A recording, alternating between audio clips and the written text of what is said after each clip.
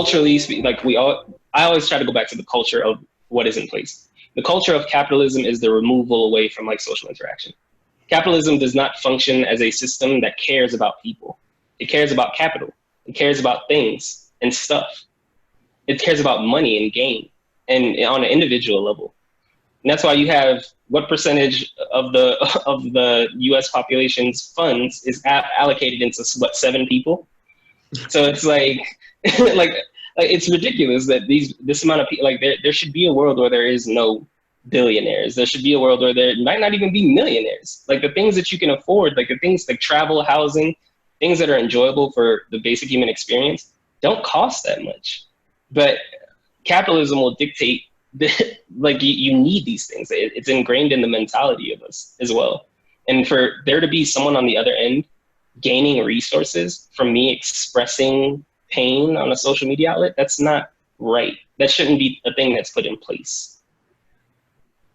Some perspective there.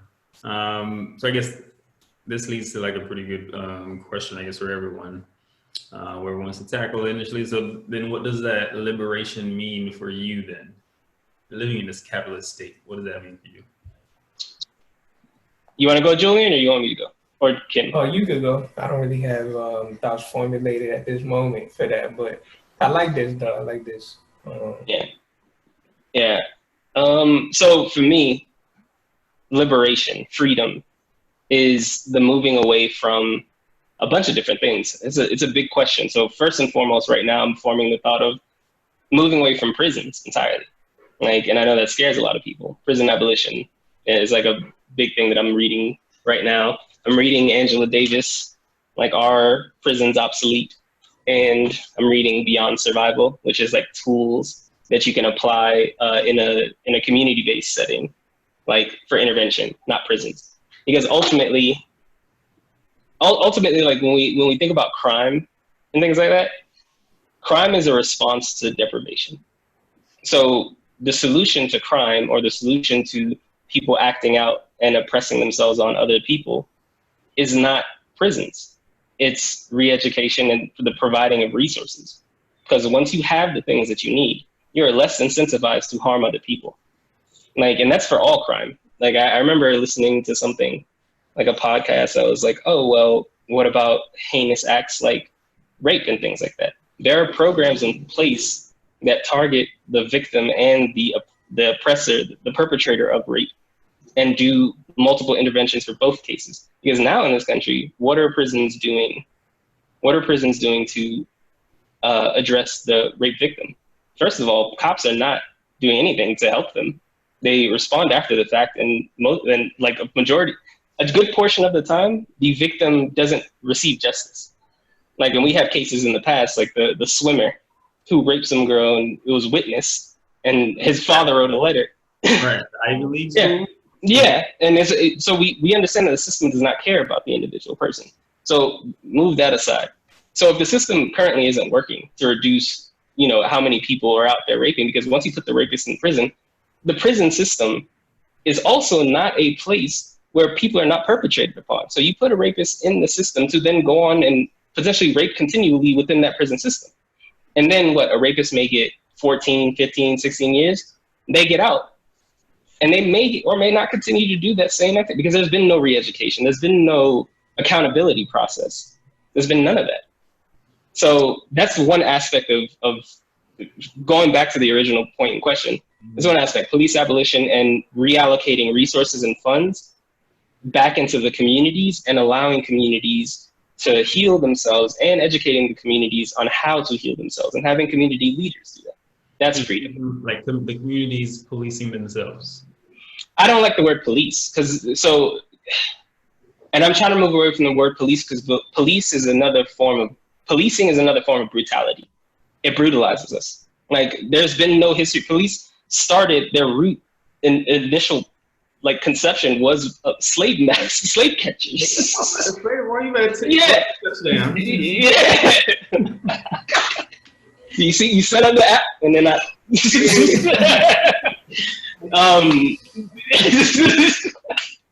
no, but that's what it is. So at root, I heard this. It was perfectly said the other day. If There's a rotten fruit in the bunch. Do you try to repair that rotten fruit? No, you throw it out.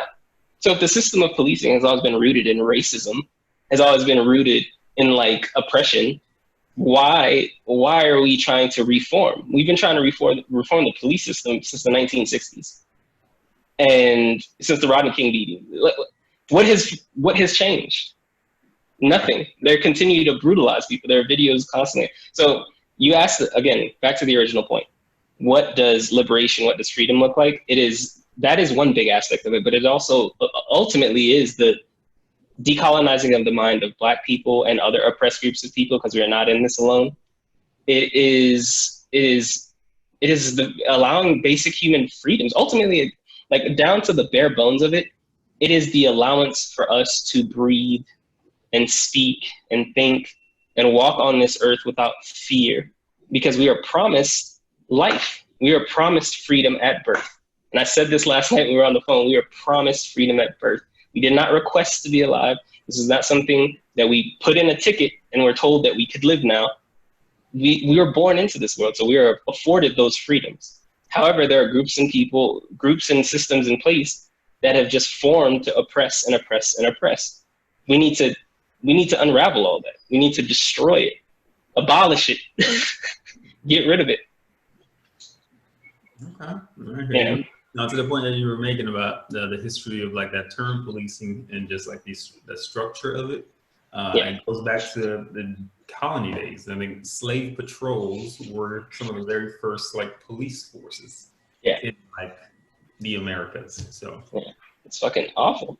And then it's so interesting to me because even in the colonized mind, like you could say, get rid of the police, and the immediate response is, what about the murderers, the rapists, of this? We've been so conditioned to think of these people as irredeemable and like just the worst of society. In other cultures, there's I hate not knowing my stuff, so please forgive me listening. Like, I don't know everything completely, I'm still working, but there are certain cultures in, I think, Western Africa, historically, when there is a crime perpetrated upon someone else, they work through it. The community works through it. And that's an effective way of doing it that has been reported as being effective. It's like crime and then punishment. That's just the perpetration of violence. So somebody violates somebody else and we then decide to violate them. Like, that doesn't make any sense.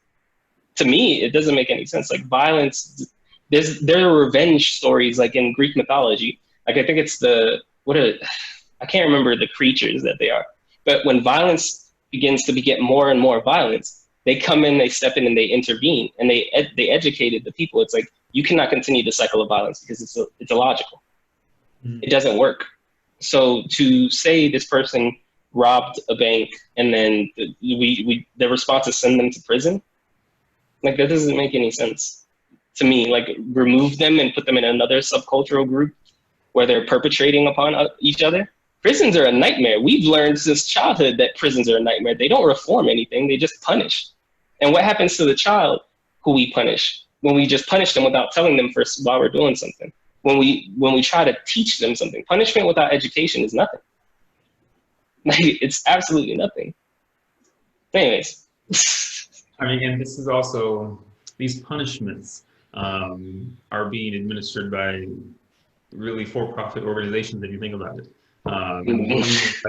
Prison systems in America kind of were tied to like the 13th Amendment. So after that whole thing passed, shortly after, you saw like this increase in the need for prison systems, and then also the increase in people getting incarcerated. But a certain group of people were getting incarcerated more than others, because it was a strategic way of changing the definition and the expression of slavery.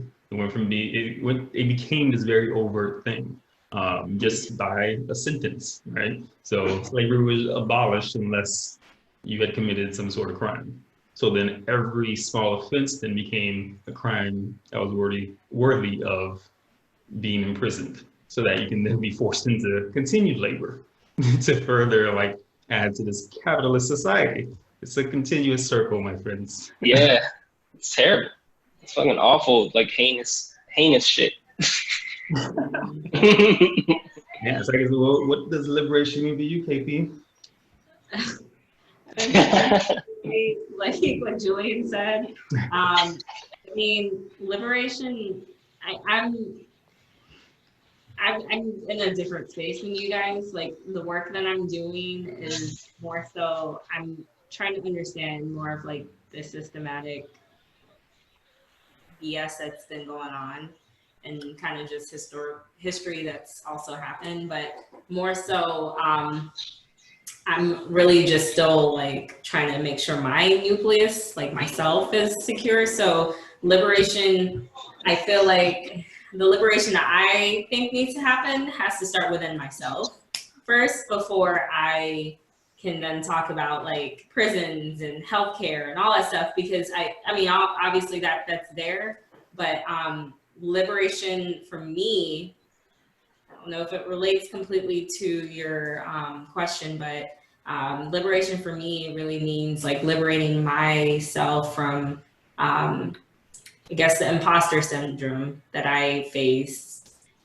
being a young professional, Black woman in a male dominant arena, as surgery. I can't help what I love. It's something that I'm like, I wish I didn't because I could do something else, but I love it. I love it. But it's just one of those things where liberation for me is just also just kind of loving every inch of myself. I did. You know, after you drop the whole surgery thing, you got to brush your shoulders off. Yeah, I like what you're saying, Kim, too, because like, Yeah. you focusing so much. Focusing so much on the out. Like for me, it's like as much as I'm focusing on the outside, the internal work is just as important. Yeah. So I'm tossing back to you. Go ahead, take it. Yeah, I mean, like, I really vibe with the term that you used, Jimmy, like decolonizing the mind, and it's so true. Like it's crazy because I would say about 5 years ago, I had a turning point where I had this discussion with you, Rudy, about like, I believe in God. I always have to lead with that foot because people are like, oh my God. And I don't really care what anyone thinks in regards to this. I do believe in God, but I guess I struggle with a lot of what is preached sometimes, just because it seems like most people kind of get to this level of like holiness and that's it. And or we kind of use the Bible to kind of like condemn and all this other stuff instead of really like uplifting and really just like genuinely caring for the other person. And then I also have an issue with how like the church makes God into this small being, like, and I just don't think that's the God that I know, and that's not the God that I worship and the God that I love, and I just don't feel like God is just like, I'm sorry, the church makes them too small. So that's my issue with that. But 5 years ago, or probably a little bit longer now, I have been battling because I knew I was coming into a season. I was like, where is this going, Kim? And you just like, where are you going? Yeah, what's going on? And it's like, it's crazy because I'm like in this rabbit hole. Like I'm not even like looking down at the hole, like I'm in it.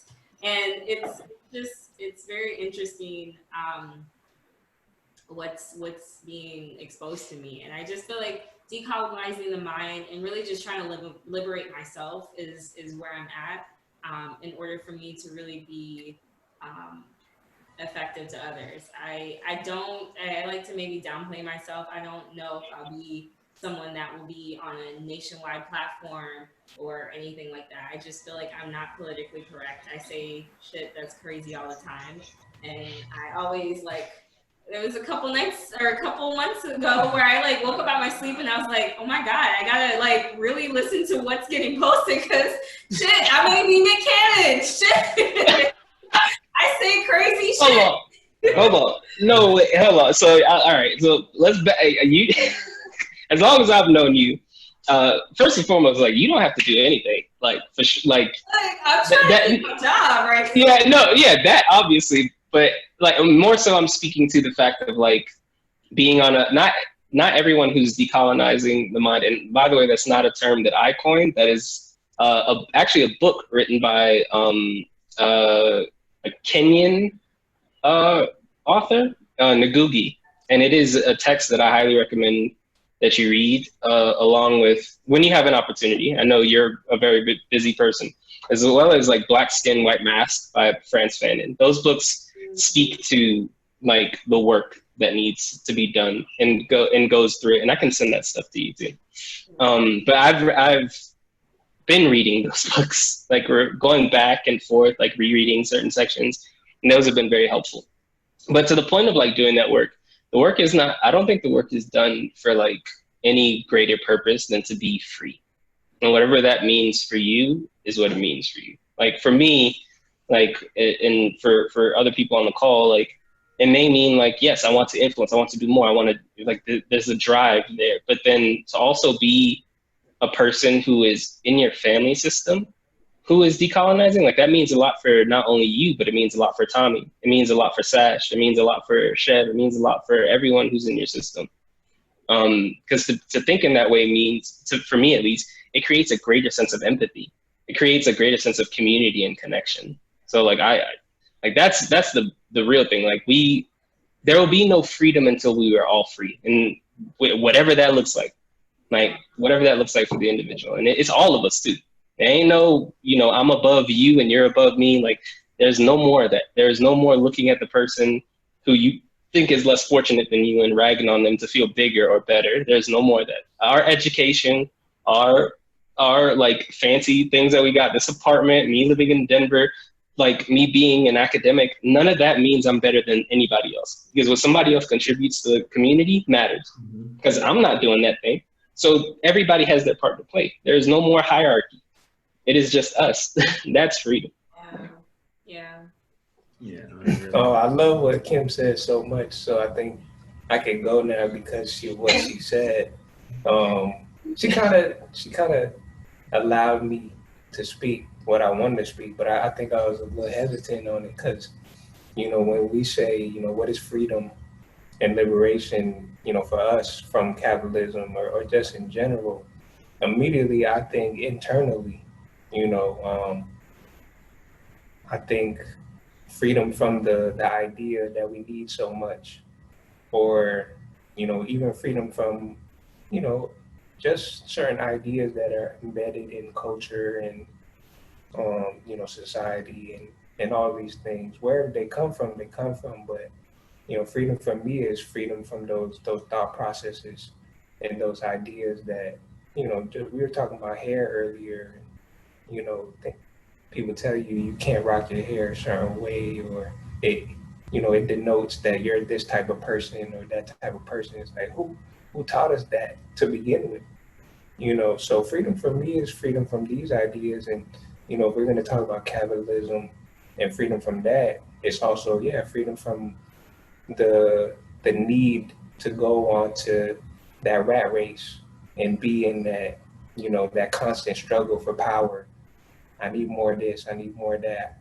I guess there's a place for it too, for many people. We do need to get in positions, and, we're talking about positions of power and putting people of color in these positions so that they're represented more. And I think that's important too. I think the more, we work on internally, the more we break free from that conditioning that says we can't, or that you shouldn't, or that you're not able to. The more that you do that into that internal work, the more that I do that, I feel like it's opening, that road. So I think what Kim said kind of gave me that light to say that. You also talk about God, and I think the biggest thing for me personally is kind of realizing that God, isn't separate from us.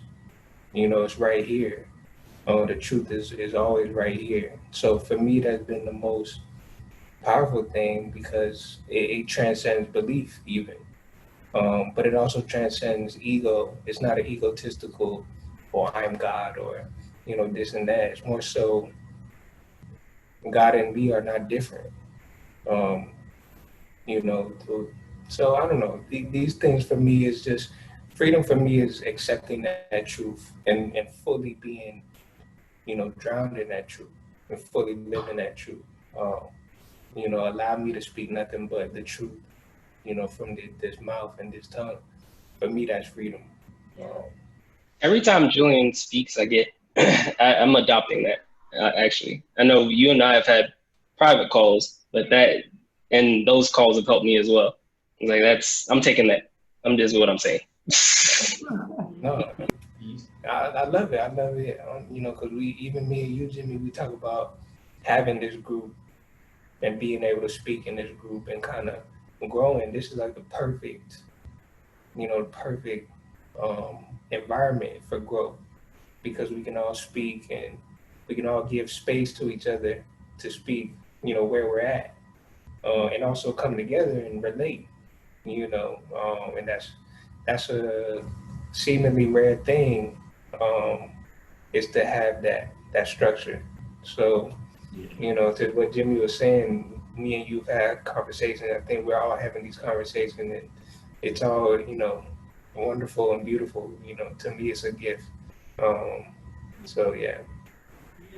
Yeah, no, for years now, the conversations and the relatability, the ease by which like these things come together between us has been one of the things that I definitely like cherish. To your point, Julian. Like if I were to ask myself that same question that everyone's just answered, I think I'd say I'm kind of like along that spectrum. But where I am now, at one point, I had to really be very introspective, look within myself, kind of like what Kim is talking about and Julian is talking about. And it was in that process that then I started to like lay the foundation for where I apparently am going, and where I want to ultimately end up. And that's really to have a fulfilled life, by the end of it. And that fulfillment's going to come our way of like breaking free of capitalism, all these things that would want to make my life just this routine nature of wake up, do this, sustain yourself, go to sleep, rinse, repeat. That's always been wholly like adverse to like my nature as a person. And I feel like the journey that I'm going on and I've been on is really to find a way to kind of like wholly break free of that. And in that process, I want to give other people the tools to do the exact same thing. Yeah. My family, those that look like me, those that don't look like me really, but people with a similar mindset, that no longer want to be like bogged down by these same colonial rhetoric, if I were to put it one way. So yeah. I mean, I want to add to that, and more or less to, I believe Julian and Jimmy said this. Everyone kind of said it. You know, like this group has. I've learned so much. Whether it's a book that I will read or not read, a podcast I'll listen to or not listen to, everyone has a different experience, and that sharing mindset really does give me, like I'm telling you, like how this has been, this decolonializing mind of the mind has been very emotional for me. Like me just saying this, I'm getting emotional. It's very hard knowing that all these systems have been set into place, and yes, you rise above it, but then you rise above it and you kind of realize, you know, my approach was off. You know, like what kind of motivated me was off. Now that I'm in it, I thought I would have this great fulfillment, and I don't necessarily have the fulfillment in that way or whatnot. So I've been getting a lot of strength from, why is this so emotional? God. I've been getting a lot of strength from just these conversations as well. I'm like just looking off because I'm like, do not drop. But like, it's okay. No, it's like these strangers will see me cry. These strangers that will not act will see me cry. But okay. but I mean, it's been very emotional for me. Rudy has seen, I feel like I'm literally like a functional depression, or like in functional depression, if that's even a thing. But it's been very taxing, but I do find a lot of strength because I see a lot of beautiful people around me that I identify with, whether male, female, whatever, I definitely identify with people and, for my community, and it's been giving me a lot of strength to kind of work through it because it's tough. It's this weird thing, this double consciousness that Rudy mentioned a couple weeks ago from this guy. I haven't read the book. I read it, but I will be reading that eventually. But it's tough, and we've been rewatching Lost, so I'm gonna have to quote Jack. Actually, you can quote him because I'm gonna I always butcher quotes. He walks among us, yeah. but he's not one of us. But he's not one of us. Yeah, and that's literally how I feel. I feel like I am I'm nobody's token, but I feel like in a lot of places I have to function as that. And it's been very, I think you did ask about this question, the Black mental space earlier, and we kind of accidentally glossed over it. But like for me, it's been very emotional, very, very painful thing that I constantly, I feel like I relive much more than I would like. it's just like, goddamn, can I get a break? But it's been tough, but at least I've been having a lot of exposures to strong men, women, just hearing from my family, just their knowledge and their experience, and just seeing it is beautiful, but it's tough. So while liberating, I would love to know that this isn't it becomes less emotional for me, because COVID-19 and working as a Black healthcare professional is one thing, but then you add a whole like racial like aspect to it that it is, I mean, it is a lot of times I feel like my nose is just above the water, that I can just get enough air in that I can hold my breath. And that feeling is so heavy, and I just can't wait till I'm out of that. And I understand this is where I'm at. And as much as I want to run out of this, I'm going to settle in it and kind of embrace it for what it is. Because within this space, I am reading a lot more, or seeing a lot more, talking about it a lot more, pacing, like you said yesterday, Jimmy, while pacing myself. But it is, boy, this year, just a lot. And I did not expect to cry. I'm like trying to hold it together. I'm trying so hard to hold it together. That's real. Yeah. That's just like so real. Yeah. Yeah. Real, and it's meaningful though. It's like, yeah. If you get to that point, if this conversation brings that out of you, I embrace it. That's it's why a beautiful thing. It's here. a beautiful thing. Yeah, and for us to be able to do this amongst each other, I think just speaks to who we are and where we are. Yeah. If I mean, transparency all on the line. Like, I've been, the key has heard me cry, and I know that's like Black males type of thing. Is like, it's not. Yeah, Nakia has heard me cry, seen me cry over and over and over again. And back in the day when I used to cry about whatever it was, I used to feel so bad about it. It's like, that was a breaking point. Now it's like, I really am happy to be able to, because like that is another oppressive thing amongst Black men as well. And I think it does also fall onto Black women too. Yeah. But it's this there's this education of like, well, tears are a form of weakness. But I think when you're able to bare your soul more freely, I think that's a strength. And crying is an expression of your suffering. So to allow others to see that suffering is actually a strength. It's a trusting in the community to hold that.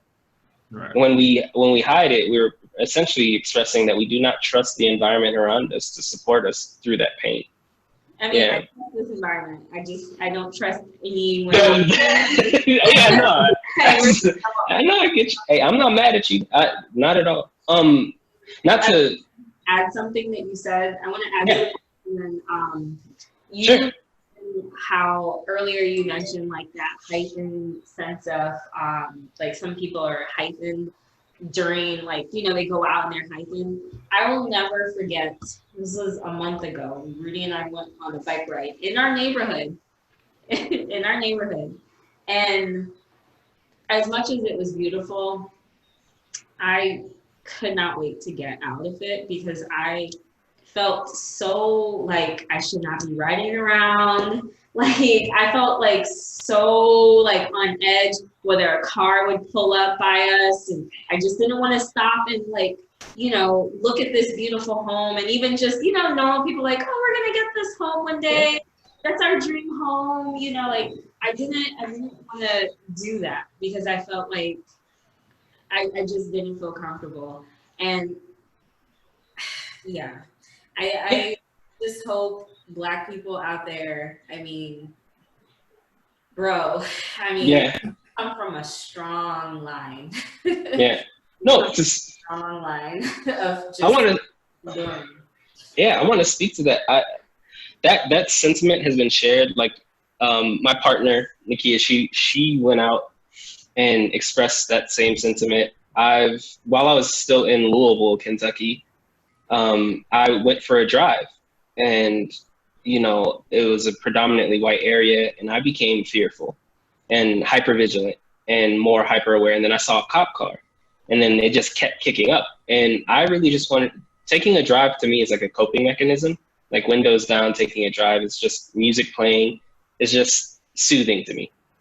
But even that coping mechanism was robbed of me. Like in that situation, the fulfillment and joy that you would find from riding a bike is robbed of you because of racial trauma.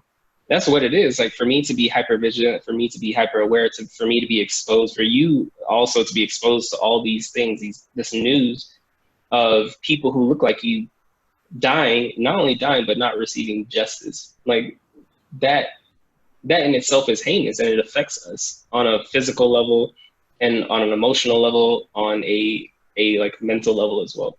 So like, thank you for expressing that, because it's very true. Like I've gotten the shakes like being out, and I like never would have thought to myself like that could happen. That like I would just start to tremble over this sort of fear being outside. And it's I don't know, it's truly heinous. I wanted to thank you for bringing that up. I wanted to talk about something else, but I also want, like, if y'all want to speak to this is like, yeah, man. Specifically that, the community fear, like if you are in a certain environment, just doing leisurely activity that no one bats an eye at, for other like ethnic groups, like why does it look so different for you if you do the same thing? Right, so let me just put in an example. I won't put in all the details of that example, but I'll put in the example. There was a time where we were at your apartment that you live in, me, Julian, and another friend. The previous we were all there. Before we moved. It was the previous one. Oh yeah, the previous, excuse me. No, it was down the street. And listeners, they in the same area. But in that building, like we were all there, and there were two white women. And it was late night. It was a weekend, so it's normal for people to be out in your area. There's a lot of bars and clubs and things like that to enjoy.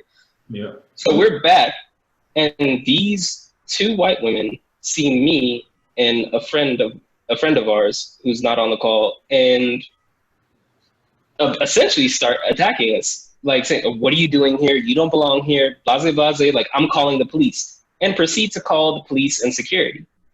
Right. Meanwhile, like both Kim and Tommy live in this building. Yeah. Meanwhile, we're upstairs, and you guys are downstairs, like experiencing this event. And it's like, and we later hear about said occurrence, and it's like, yeah, we're all in that building. Like like, even if we didn't, even if, this is the thing, even if we weren't quote unquote supposed to be there, even if we did not have a key to the building, even if we did not like have family or friends that we knew in the building, we did not do anything wrong for the police to be called on us in any capacity or regard. Right, but the police historically are what to, especially white They are a people, hired gun. white women. What are the police viewed as in relation to black people? Oh, yeah. To us, they're assassins. To They're white women, they're protective protectors. guards, right? It's like Yeah. black men, like the police is like that's Yeah. a weapon. That's a weapon. That's a threat. If you Right. feel, even if I'm not even gonna say that. Not if you feel that you are threatened, just in general. If you want to threaten someone of black or brown culture, specifically black, Yep. if you are of white Anglo-Saxon Protestant like descent, then the police is basically your calling card. It's like, Right. don't make me call the police. I'll call the police, etc. It's a Right. threat. Yeah, well, it just to let you know, COVID-19 definitely puts another layer to this because 2 different episodes or 2 different experiences while working out in the gym here that we live at, where I've been approached by white people, not even white people, just 2 different people that would come up to me saying, hey, you know, you're not wearing a mask, blah, blah, blah. And I'm not going to argue wearing a mask. If I'm running, like, I don't like running with a mask on. I have asthma. It's just not my thing. Like, I will do something else. And I just felt singled out because there's a whole set of a group. And if you, the way our gym is set up, there's 2 sides to the gym. So on the right-hand side, it's the cardio side. And, you know, no one wears masks on that side. I'm the only one that wears masks. And the other side is the strength training side. No one. They don't even walk in with a mask. Like, they just don't. And you walk in one room and then you kind of go to the other side. And I've been singled out twice by white women about this. And whenever the first time I didn't argue. It was just like, I have a mask, I can put it on. It's not a big deal. The second time I was like, I'm finishing up my run.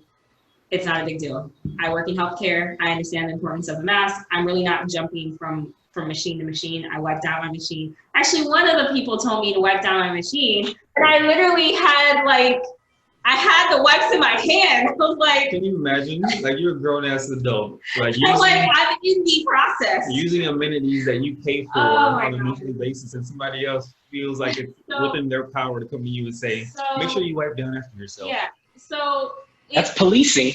The first that time is I didn't say anything about it. The second time I made mention, I was like, you know, well, they on the other side never wear a mask, but yet you're coming to me about this because you feel threatened that this community will close down the gym because of the increased cases in Florida. But you're coming to me specifically about this. And I told Rudy, I was just like, I don't want to read into things because this is what most Black people do. We kind of diminish and no, we don't want to seem like the problem. We don't want to create a scene or anything, or maybe I'm just reading into things. And I was just like, this is twice that this has happened to me. And I'm like, I have a mask here. I'm just not going to go on a massive sprint on a treadmill with my mask on. Like, it's just not going to happen, especially when I see people around me not wearing their masks. We're socially distancing on this side. You know, the cardio side is very, like, the machines, you are social distancing. When you go to the strength training side, there's no social distancing, there's no mask wearing, they're hanging out, they're doing all quality stuff, but you choose to come to me in an empty gym at that. I'm the only person in this side. You're the other person that just came in, and you're telling me what I should be doing when I was in this space for at least like 20, 30 minutes already. You know, it's just these experiences that just crack me up when you live in a gentrified area and it comes back down to you bust your ass, you want to live in these areas that you feel like you like. Not even like just like, and you like and you work hard to be able to live in. Like, and you get shit for it. You know, I've also heard not only that. I remember Julian. I think it was you, Rudy, and Juju. Okay. Yeah, you guys were sleeping over Rudy's house. This is before I actually moved here. It was like maybe a couple months. No, I don't think Jimmy wasn't part of this. It was Julian. No, I wasn't there. Juju and Rudolph. Yeah, that's what she said. Julie was there. Yeah, so it's Jimmy. Yeah, she said Julian. Oh, yeah. I didn't say Jimmy, but you know, this is a couple months before I moved back to Florida, and this is a couple months before we got married. And Rudy later on tells me, he was like, yeah, you know, we had pillows in our hands, and someone was like, oh, these guys look suspicious, and blah blah blah. And you know, and then he tried to play it off as a joke afterwards, but that, you know, that's how they always do it. Yeah, right? No, that's the microaggression. Yesterday, it's microaggression, and it's gaslighting. Little ass Black Lives Matter joke, and I'm like, you're not funny, and why? No, that's all. All that is literally like, again, I go back to this example of like the white person with the torch burning you and then whispering sweet nothings into your ear. It's like, that's not like, you can't. Listen. If you pissing on my head, don't call it rape. Like, you know what you're doing. Like, but that's the culture of white people. Like, that is like a dynamic in that system, is to harm you and then gaslight you. Mm-hmm.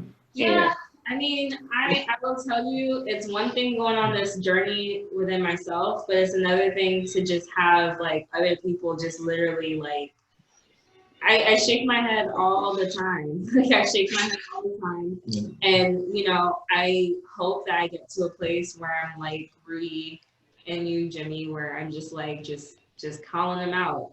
But like, there's a part of me where I don't care to call out dumbass people on their dumbass shit. I look at them crazy, just like I look at them like, and then I just keep on moving about my business. And I'm not saying that's the right thing. I know it's not, but I'm not going to educate you on your bullshit. The fuck?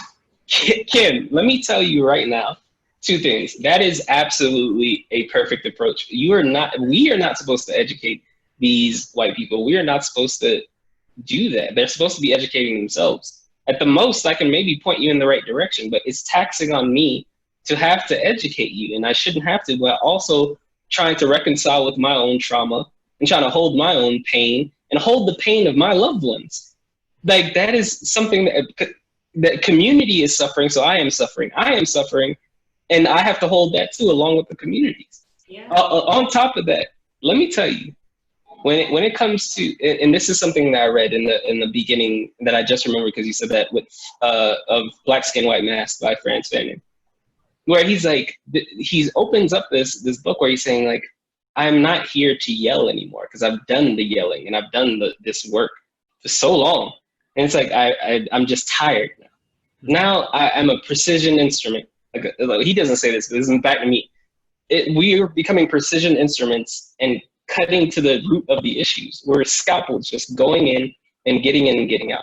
To yell and to do all this stuff, which I'm not like shitting on. If you need to do that, go ahead and do it. Y'all know me. I do my fair share of yelling at this point now and calling white people out. But a part of it too, I reflect, and I'm like, part of this is for my own self-gratification because I am angry. I'm upset at the system, and I'm upset that there is a lack of awareness on the other end. So I yell and I call out. But ultimately too, that is very taxing on me because more often than not, the response after I yell and pick people apart and do these things is it's defensive, it's gaslighting, it's this and that. It's successful when I have a large row of Black people with me, because then they also start calling it out. There's a strength in numbers. But when it's just me and I'm like, no, A, B, C, D, E, this is what it is. And then I escalate because nobody's listening. Most of the time it's like, I need to just vent and you aren't listening.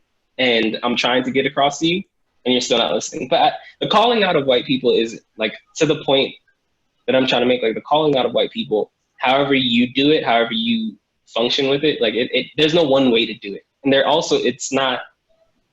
Sometimes we have to think about what's functional for the system, because calling out an individual white person is not as effective too as calling out the entire system of white people in general. It's like you got to target the open ears.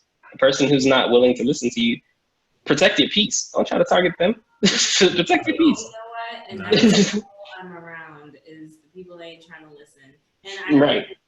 They're not like personal like peers where it's like, you know, I can have this, I can have like a very challenging discussion, because if it's a peer, I don't have an issue doing that. I mean, you guys all know about that one post from a certain individual. I'm not saying who on where. Oh no, I know what you're talking about. But there was an individual that posted something, and I was like, "But what about this?" So I know what you're talking about. That's I don't have an issue doing that with like people that I like hold dear to me.